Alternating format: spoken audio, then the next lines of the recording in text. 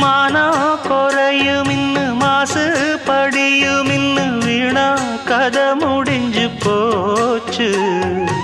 ஈசான மூலையில லேசான பள்ளி சத்தம் மாமன் பேர சொல்லி பேசுது. ஆறாத சோகந்தன்ன தீராம சேர்த்து வச்சு ஊரும் சேர்ந்து என்ன ஏசுது.